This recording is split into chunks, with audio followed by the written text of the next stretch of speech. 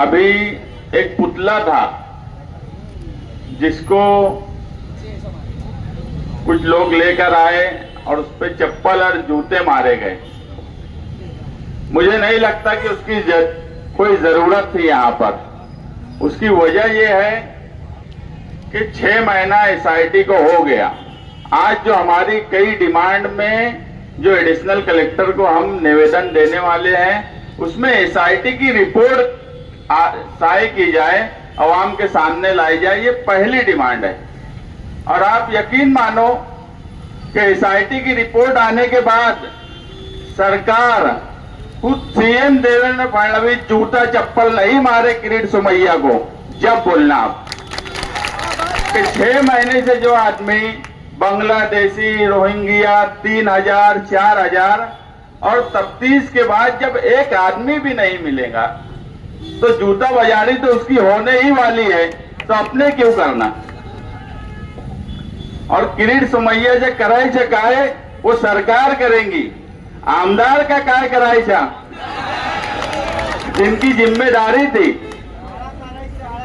आज हालात ऐसे हो गए कि एक फर्द को 4-4 5-5 नोटिस आ रही है अलग अलग डिपार्टमेंट से, कभी एसआईटी से, कभी छावनी पुलिस स्टेशन से, कभी कैंप पुलिस स्टेशन से फोन आता है, कभी कारपोरेशन से फोन आता है, कभी प्रभाग ऑफिस से फोन आता है। ऐसी इंक्वायरी जिसके कागज भी पूरे मुकम्मल दुरुस्त हैं, 5-5 6-6 जगह से इंक्वायरी। फिर उस हिस्से का जो पुलिस स्टेशन है वहां से पुलिस उसके घर आ जाती है। कितने बच्चे हैं उनके पेपर दो, भाई कितने हैं उनके पेपर दो, माँ बाप है तो उनके दो, नहीं है तो डेथ सर्टिफिकेट दो। जहनी तनाव में लोग आ गए हैं, पूरा घर जहनी तनाव में आ गया है। इसका जिम्मेदार कौन है। मेरी पुलिस डिपार्टमेंट से भी ये बोलना है कि आप एसआईटी में एक इंक्वायरी कर रहे हो, आप सारे कागज पत्र जितने आप डॉक्यूमेंट मांगते हो लेकर जाकर वहां से देते हैं। उसके बाद अलग अलग हिस्से से उसी आदमी को, उसी औरत को बार बार पेपर मंगवाना, बार बार उसको जहनी तनाव में रखना, ये मुनासिब बात नहीं है। एसआईटी में सबके पेपर लगभग जमा हो गए। अगर किसी पुलिस स्टेशन को लगता है तो वहां से ले ले। सब कुछ दुरुस्त होने के बाद इस तरह की परेशानी में शहरियान को मुब्तला किया जा रहा है। असेंबली हाउस चल रहा है। कुछ लोग ये समझ रहे थे कि असेंबली में वो नहीं बोलेंगे तो इसका हल नहीं निकलेगा क्या। जब असेंबली या पार्लियामेंट में बोलने वाले लोग जिनको अवाम भेजती है, जब वो वहां अपनी नुमाइंदगी नहीं करते तो फिर अवाम को सड़क पर बैठकर नुमाइंदगी करने का भी हक हासिल है। और हम वही कर रहे हैं कि सड़क पर आए हैं, इससे ज्यादा शिद्दत से एहतजाज करने की तरफ जाएंगे अगर आज हमारा दिया हुआ निवेदन पर अमल नहीं हुआ। और इसी तरीके से सरकार, पुलिस डिपार्टमेंट, कारपोरेशन, तहसील ऑफिस लोगों को परेशान करती रही तो इससे सख्त एहतजाज की तरफ माइनॉरिटी डिफेंस कमेटी जाएंगी। अगर ऐवान में आवाज नहीं उठ रही है तो सड़क पर आवाज जरूर उठेंगी और पूरे शहर को लेकर सड़क पर आवाज उठेंगी। इसके बाद माइनॉरिटी डिफेंस कमेटी मीटिंग बुलाएंगी। आगे किस तरह से एहतजाज करना है, किस शिद्दत से एहतजाज करना है, उस पर बातचीत की जाएगी। हम आप लोगों को एक बात का यकीन दिलाते हैं कि कानूनी तौर पर सामने ही है कोर्ट, वहां भी हमारी लड़ाई चल रही है। इस हफ्ते में लगभग जो लोग बंद है सारे लोगों का आर्गुमेंट कंप्लीट हो जाएगा। कोर्ट का जो भी फैसला होगा हमें पूरी उम्मीद है कि अब बेल हो जाएंगी, क्योंकि जेल में अव्वल दिन जो खातून गिरफ्तार हुई, यहां पे उनके बच्चे भी बैठे हुए हैं। उनको देखकर हम लोगों को अच्छा नहीं लगता जब वो आते हैं हमसे पूछते हैं कि क्या हुआ। हम वकील को बोलते हैं, लेकिन कानून कायदा जिस तरीके से पेचीदा बना दिया गया, मामूली गलतियों को जिस तरीके से पेचीदा बना दिया गया, आज तमाम ही लोग जेल में बंद हैं। पुलिस डिपार्टमेंट भी जो औरतें जेल में बंद है उनके ताल्लुक से नरम रवैया अपनाए। चार्जशीट आपकी फाइल हो चुकी, एसआईटी का वक्त पूरा हो चुका। उन लोगों ने क्या गलती की? क्या नजमा बानो बांग्लादेशी है? क्या सबाना बानो बांग्लादेशी है? अगर नहीं है तो क्यों उनको 6 महीने से जेल में रखा गया है? हर चीज का हिसाब होगा। अगर दबाव में काम किया जाएगा तो उसका भी हिसाब देना पड़ेगा। यहां नहीं देना पड़ेगा तो ऊपर देना पड़ेगा, हिसाब तो देना पड़ेगा। मजलूम की यहां कभी जाय नहीं होती और ये सब मजलूम है। मालेगांव की तारीख में बहुत वाकये हुए, जुल्म भी हुआ, मगर मालेगांव की ख्वातीन कभी जेल में गई, ऐसे किसी मामले में ऐसा कभी नहीं हुआ। ये पहली बार हो रहा है कि मालेगांव की औरतें जेल में बंद है। इसलिए अब सड़क पर आने की जरूरत है। मामूली सी बातें, अभी एक नोटिस किला पुलिस स्टेशन ने एक इंक्वायरी कारपोरेशन को दी कि जिन लोगों ने एप्लीकेशन दिया तहसील ऑफिस में तो उनके शौहर के नाम से आदेश हुआ, तो जन्म जिस नाम से आदेश हुआ उस नाम से जन्म दाखिला क्यों नहीं बनाया गया? अरे इतनी तो अक्ल रखो कि शादी होने के बाद शौहर का नाम जब लग जाता है आधार कार्ड से लेके हर डॉक्यूमेंट पर, अरीजा करने वाले ने अगर अरीजा कर दिया तो क्या जन्म दाखिले पे बाप की जगह शौहर का नाम लिखा जाएगा? इतनी अक्ल और दिमाग, लॉजिक तो डिपार्टमेंट को भी होना चाहिए। सिर्फ परेशान करना, कोई भी बात कहीं से भी उठाना और उसके अंदर शामिल करना, इंक्वायरी करना, इंक्वायरी पे इंक्वायरी, इंक्वायरी पे इंक्वायरी, इतनी इंक्वायरी अगर किरीट सोमैया के नीलम नगर मुलुंड में की जाती तो मैं यकीन से बोलता हूं कोई ना कोई बांग्लादेशी जरूर निकल जाता। सरकार अपना वक्त जाय कर रही है, पुलिस डिपार्टमेंट को परेशान कर रही है, उनका वक्त जाय कर रही है। आज 6-7 महीने से इतनी मैन पावर लगा दी गई है इंक्वायरी के लिए और सबको ये बात समझ रही है, क्या कारपोरेशन के अधिकारी, क्या तहसील के अधिकारी, क्या पुलिस डिपार्टमेंट के आला अधिकारी से लेकर नीचे तक काम करने वाले लोग, सबको समझ रहा है कि वक्त जाय किया जा रहा है। मेन फोर्स का इस्तेमाल ऐसी जगह किया जा रहा है जहां से कुछ हासिल होने वाला नहीं है, लेकिन सिर्फ और सिर्फ बदला लेने के लिए। उन्हें भी पता है कि जिनको इन्होंने एमपी बनाया, जिनको इन्होंने एमएलए बनाया, ये कुछ करने वाले नहीं हैं, मगर उनको ये नहीं पता था कि जो हार गए वही कमेटी बना के खड़े हो जाएंगे।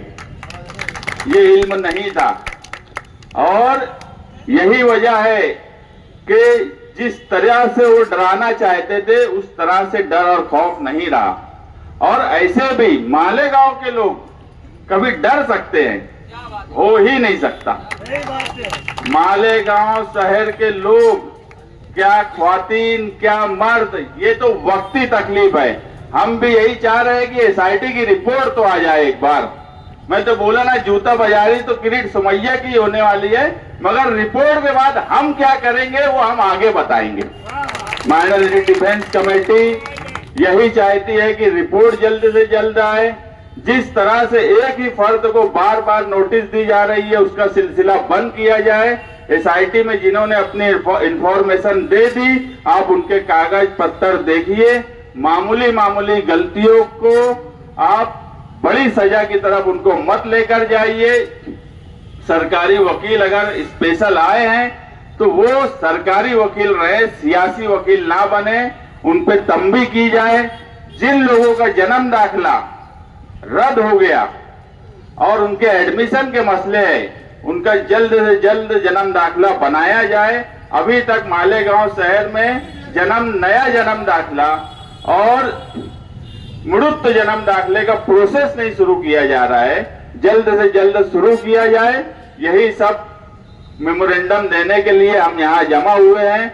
अभी माइनॉरिटी डिफेंस कमेटी के कन्वीनर आसिफ शेख साहब आपके सामने बात रखेंगे, उसके बाद हम निवेदन देंगे। जिम्मेदारान और आप तमाम साथियों, आज माइनॉरिटी डिफेंस कमेटी का इंसाफ के लिए किया जाने वाला धरना, सबसे पहली बात यह कि माइनॉरिटी डिफेंस कमेटी का कयाम मालेगांव शहर पे अक़लियत पर जुल्म करने के लिए, निशाना बनाने के लिए जब महाराष्ट्र भर से आवाजें उठने लगी कि यहाँ बांग्लादेशी और रोहिंग्याई लोग रहते हैं, उसके बाद मालेगांव शहर के नुमाइंदे का खामोश रहना और शहर की आवाम का परेशान होना, इस बेचैनी को देखते हुए माइनॉरिटी डिफेंस कमेटी का इनेकार हुआ। अगर कोई ये कहता है कि हमको नहीं बुलाया गया, हमको नहीं पूछा गया, तो अव्वल बात यह है कि इस शहर के एमएलए ने जो उनकी जिम्मेदारी थी उसको पूरा नहीं किया, और जब वो पूरा नहीं कर, उनकी नीयत भी नहीं थी पूरा करने की, जब ये देखा गया तो ये देखने के बाद जनाब शेख आसिफ साहब और मुस्तकीम डिग्निटी और तमाम सियासी सूझबूझ रखने वाले लोगों की तरफ से माइनॉरिटी डिफेंस कमेटी का आगाज हुआ।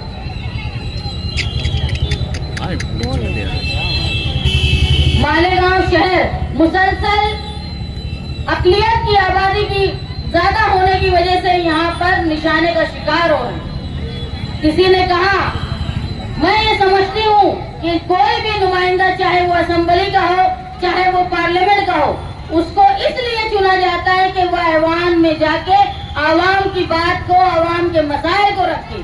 अगर वो इस बात को करने में नाकाबिल है, अगर वो किसी मंत्री के चैम्बर में जाके अपनी मेंबरी बताता है, तो ये आवाम के साथ इंसाफ नहीं है। जरूरी यह था कि माइनॉरिटी डिफेंस कमेटी को आने की जरूरत नहीं पड़ी होती अगर शहर का एमएलए असेंबली में सवाल उठाता। मैं ये महसूस कर रही हूँ कि शहर के एमएलए आवाम की तरफ से नुमाइंदगी करने की बजाय वो आवाम के खिलाफ और आवाम को निशाना बनाने वालों की तरफ से नुमाइंदगी कर रहे हैं। एक एसआईटी से मालेगांव शहर परेशान, दूसरी तरफ दूसरी एसआईटी लाने की कोशिश की जा रही है। अगर मैंने देखा शहर में ऐसी बेहिसी भी है कि लोग ये कहते हैं कि जो लोग जेल में हैं वो अलग बरादरी से ताल्लुक रखते हैं। अगर कोई सियासी शऊर वाला आदमी किसी अपनी पार्टी के लीडर की चाटुकारिता करने के लिए बिरादरी की बात और गरीब और अमीर की बात करता होगा, तो ये याद रखे, जो कहता है उसके घर की खवातीन भी अगर जेल में रही और गई तो भी इस शहर का एमएलए अपने नाक, कान और आंखें बंद करके खामोश बैठा रहेगा। अगर आज हम कुछ गरीब खवातीन के लिए यहाँ जमा होकर, मर्दों के लिए, बेगुनाह लोगों के लिए यहाँ जमा होकर अपना एहतजाज नहीं करेंगे, तो ये गिरफ्तारी का सिलसिला बढ़ता जाएगा और ये एक सिर्फ हमारे जन्म दाखिले तक नहीं महदूद रहेगा।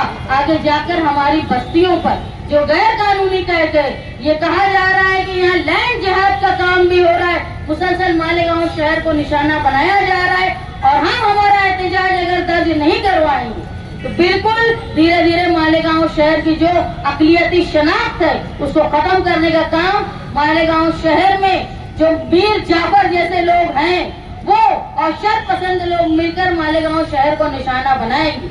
हम भले ही ऐवान में जाकर अपनी बातों को नहीं रख सकते, लेकिन हम जमहूरी तर्ज से एहतजाज करके ये बताना चाहते हैं कि मालेगांव शहर पर जो जुल्म हो रहा है हम उसकी मुखालफत करते हैं। अगर कोई ये समझता होगा कि धरने, जुलूस, एहतजाज से कुछ नहीं होता, तो मैंने पिछली मर्तबा भी कहा कि सबसे बड़ी अगर कोई बात है तो एनआरसी के जुलूस और एहतजाज का ये असर हुआ कि हिंदुस्तान में जितना बड़ा एहतजाज एनआरसी के ताल्लुक से किया गया, बिलखुसूस खवातीन की तरफ से, तो आज तक वो कानून हम पर नाफिज नहीं हुआ। अगर हम खामोश रहेंगे, गिरफ्तारियों पे चुप रहेंगे, यहाँ 2 बच्चे बैठे हुए हैं जिनकी माँ जेल में है, इनकी क्या हालत होगी ये जानते हैं। अगर कोई ये समझता होगा कि फला की औरत, फला की बहन, फला की माँ जेल में है और हम महफूज हैं, तो ये समझ लो कि ये मामला यहीं रुकने वाला नहीं है। आप एक कानून बना हुआ था, अगर घर में डिलीवरी होती है तो 21 दिन के अंदर उसको अपने कारपोरेशन में उसका इंदिराज हो। लेकिन अभी आंगनवाड़ी और जो मेडिकल हेल्प करने वाले खवातीन हैं उनको पंचनामे की जिम्मेदारी दी गई। अगर आगे जाके उन पर केस होता है, वो जन्म दाखिले पर सवाल आता है, तो आंगनवाड़ी वाले, नीमा वाले और जो हेल्थ वर्कर है उन पर भी केस होगा। इसलिए मेरी कारपोरेशन से ये दरख्वास्त है कि बेगुनाह जो लोग नौकरी पे नहीं है, नीम सरकारी तर्ज पे काम करते हैं, उनको इस मामले में फंसाया न जाए। अगर आपके पास प्रभाग है तो उसमें नोंदनी का काम जिस तरह साबिक तरीके से होता था उसको कायम रखा जाए। मालेगांव शहर एक एसआईटी से परेशान है। अगर ये रोका नहीं गया तो धीरे धीरे और अंजाम खराब होगा। हमारी माइनॉरिटी डिफेंस कमेटी के दरवाजे सबके लिए खुले हैं, बस नीयत साफ होनी चाहिए। सियासी फायदे को किनारे रखकर आवामी, मिली और अकलियत के फायदे के लिए जुल्म जिन पर होता है उसके खिलाफ अगर आप आवाज उठाने के लिए आएंगे तो हमने किसी खास आदमी को आने के लिए रोका नहीं है, बल्कि उनके नाकारा होने की वजह से ये कमेटी का निफाज हुआ। अगर कोई बहुत इच्छुक है कि वो आना चाहता है तो किसी को रोक नहीं है। शहरी मुफाद के लिए हर कोई यहाँ शामिल हो सकता है, अपनी पार्टी के मुफाद को बालाए ताक रखते हुए। मेरी मालेगांव शहर की आवाम से दरख्वास्त है कि आप सच्चाई को समझे। जिनकी जिम्मेदारी थी वो ख्वाब खरगोश में है, वो कहीं न कहीं मुखालफिन की और जो हमको निशाना बनाते हैं उनकी दलाली कर रहे हैं। ऐसे लोगों को जो हमारे खिलाफ हमारे साथ रहकर साजिश करते हैं उनको पहचानो और हम अपने जमहूरी तर्ज पर इनकलाब कहते हुए हमारा जो एहतजाज है उसको दर्ज करवाते रहें। अगर आज हमारा अलामती तौर पे खवातीन व मर्द का धरना है और हम बड़ी तादाद में आज यहाँ जमा हैं, इसके बावजूद भी अगर हमारे साथ इंसाफ मिलने में देरी होगी, हमारा इंसाफ मिलने में हमको रोका जाएगा, तो यकीनन ये शासन प्रशासन ये समझ ले कि ये हमारा अलामती धरना है।